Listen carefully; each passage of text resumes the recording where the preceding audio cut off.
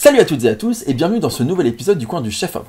Cette semaine, on va parler d'une règle de composition d'images que certains vont trouver trop classique, trop académique et que d'autres adorent. Ils sortent jamais sans quand ils vont faire des films. J'ai nommé la règle des tiers. Donc si vous connaissez la règle des tiers, eh bien restez avec moi, je suis sûr qu'il y a encore des choses à apprendre sur le sujet. Et si à l'inverse vous ne connaissez pas la règle des tiers, eh bien restez avec moi parce qu'il y a des tas de choses à apprendre sur le sujet. Allez, on commence tout de suite.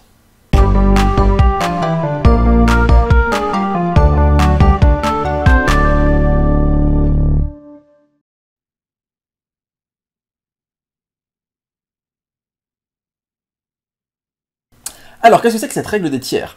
En gros, il faut imaginer un gars qui s'appelle John Thomas Smith en 1797. Le mec, il est peintre, il est graveur, il est antiquaire. C'est même lui qui gère la collection des gravures au British Museum de Londres. Donc le gars, c'est une tronche. Et il regarde une gravure. On pense que c'est Rembrandt qui a fait la gravure, mais en fait, non, c'est un mec qui s'appelle Jonathan Richardson Jr., qui est vachement moins connu que Rembrandt, et qui en plus est anglais, il est même pas hollandais. Et en fait, John Thomas Smith, il regarde cette gravure qui s'appelle Le Berceau ou La Sainte Famille, ça dépend un peu des versions. Et c'est une gravure assez dingue parce qu'en fait, il y a énormément de contrastes dans la lumière. Il y a des zones très très sombres, il y a des zones très lumineuses, et il y a à peu près toutes les variations possibles entre ces deux zones.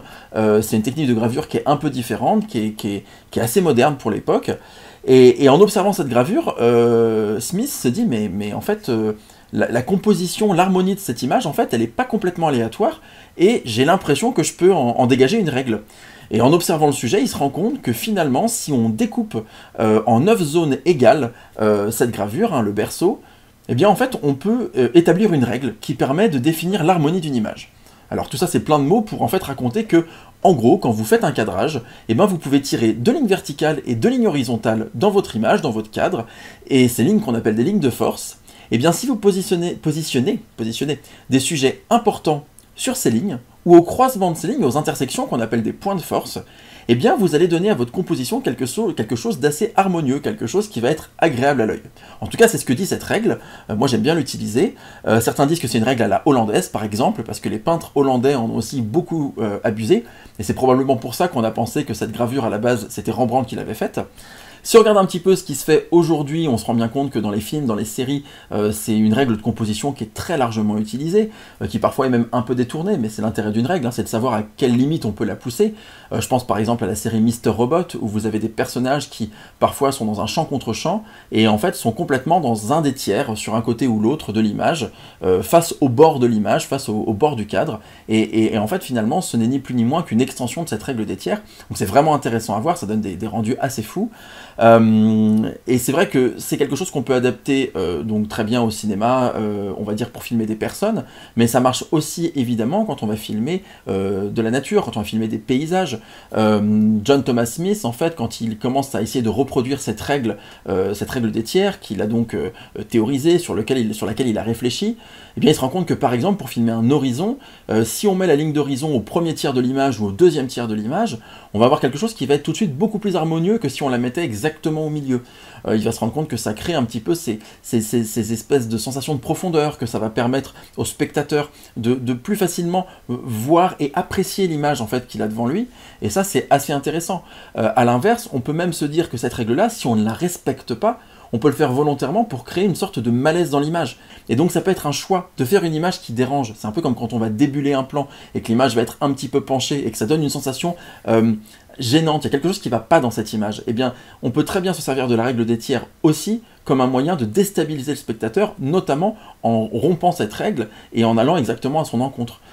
Faites des expériences chez vous, vous verrez qu'il y a vraiment une vraie différence entre cadrer en se servant de ces lignes de force et cadrer de manière vraiment centrale et monumentale.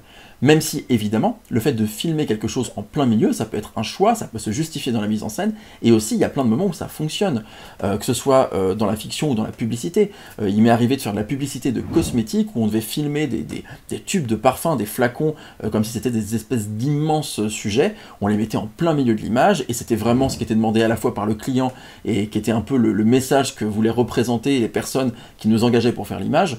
Voilà, ça marchait très bien en mettant ça au centre de manière complètement monumentale. Donc encore une fois, la règle des tiers, c'est pas juste la nouvelle règle que vous devez appliquer à toutes les sauces, c'est quelque chose que vous devez avoir avec vous, dans votre boîte à outils, dont vous devez avoir connaissance, mais comme toutes les règles, c'est quelque chose, une fois qu'on les a acquises et qu'on les a comprises, qui sont faites soit pour être utilisées, soit pour être complètement pas utilisées, mais en connaissance de cause, soit parfois même pour être détournées. Voilà un petit peu pour ce qu'on peut dire de cette règle des tiers. Voilà pour cette vidéo sur la règle des tiers. Maintenant, c'est à vous de voir si vous voulez l'utiliser ou pas. Moi, je vous encourage à faire des expériences, à tester un petit peu, voir en fonction du récit que vous voulez porter à l'écran. Il n'y a pas que la fiction, il n'y a pas que la pub, hein, dans le documentaire, dans l'institutionnel.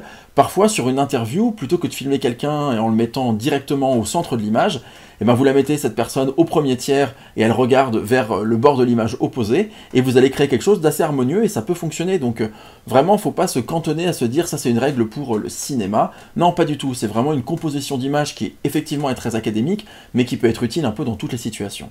Donc voilà, n'hésitez pas à liker cette vidéo, à vous abonner, à commenter, à nous soutenir sur le Patreon si vous en avez la possibilité, à nous suivre sur le compte Instagram, bref, à continuer de faire vivre cette communauté qui grandit chaque jour. Cette vidéo est effectivement un petit peu courte, en fait je suis en tournage, donc en réalité elle est enregistrée bien plusieurs semaines avant que vous ne la voyiez. Normalement pour la semaine prochaine ce sera la même chose, une autre vidéo qui sera pré-enregistrée. Voilà, néanmoins s'il y avait des soucis pour enregistrer la vidéo d'après, ce sera dans 2 semaines. Quoi qu'il en soit, on continue de faire des vidéos régulièrement, continuez de faire de la belle image, faites des essais, faites-nous vos retours sur le sujet, et sans plus attendre, je vais vous souhaiter une excellente journée et vous dire à très bientôt sur le coin du Chef Hop. Salut!